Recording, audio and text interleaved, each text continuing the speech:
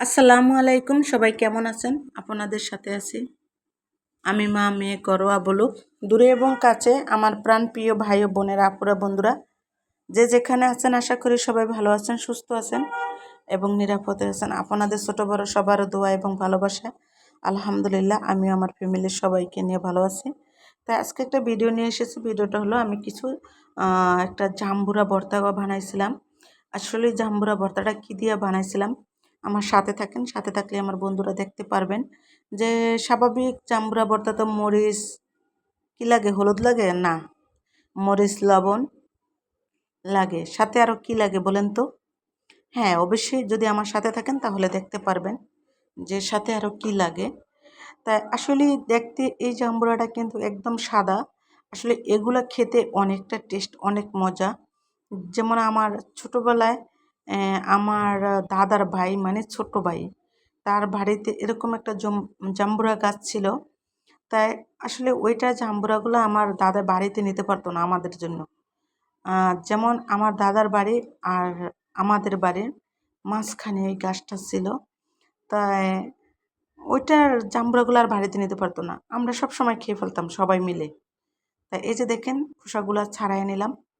আর বিশেষ করে আমার কাছে এই কালার বলতে সাদা যে কালারটা থাকে, আমার কাছে এই জাম্বুরাগুলো খেতে অনেকটা মজা লাগে আর এগুলা মিষ্টি।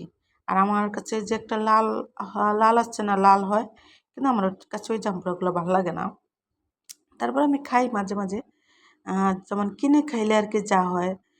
তো আসলে ছিলে তো আর আনা যায় না যে তাহলে বলা যেত যে লাল সাদা।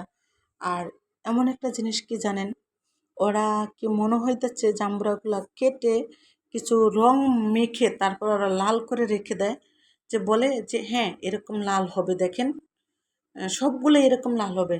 কিন্তু জি না, সঠিক না কথাটা।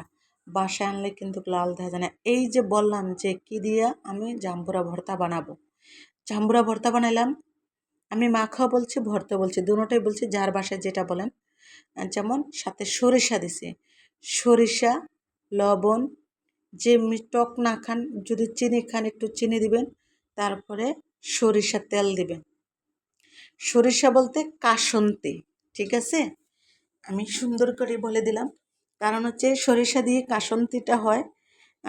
জাস্ট যদি সরিষা বাটাটা, একাই সরিষা বাটাটা হতো তাহলে তো অনেকই মজা লাগতো।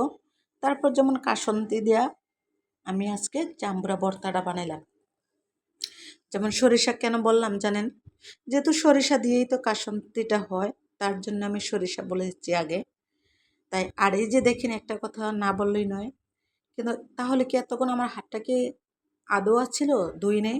হ্যাঁ, আগেও ধুয়ে নিচ্ছি, কিন্তু ধুয়ে খোসাটা সারাইয়া তারপরে সরষের তেল, কাসুন্দি, লবণ, চিনি দিয়েছি।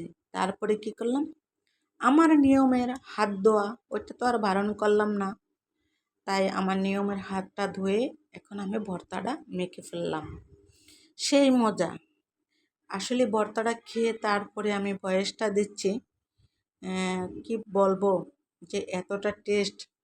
যদি আমার পাশে থাকতেন তাহলে অবশ্যই আমার বন্ধুরা দেখতে পাইতেন আর খেতেও পারতেন যে কতটা টেস্ট হয়েছে জাম্বুরা ভর্তাটা। আর জাম্বুরা ভর্তা যদি পাঁচমিশালি একটা জাম্বুরা ভর্তা বানায় তাইলে তো আর কথাই নেই, জমে যায়, খেতে অনেকটা টেস্ট লাগে। পাঁচমিশালি ভর্তা বুঝছেন কোনটা? আচ্ছা, আমি আপনারা সবাই অপেক্ষায় থাকবেন, তারপরে দেখতে পারবেন যে পাঁচমিশালি ভর্তা কোনটা বলে, কীভাবে খায়। আমি একদিন আপনাদেরকে খাওয়াবো, ঠিক আছে? ও সরি, আমি তো খাওয়াইতে পারবো না, আমি খাবো, আপনারা দেখবেন। তা সবাই ভালো থাকবেন, সুস্থ থাকবেন, আল্লাহ হাফেজ।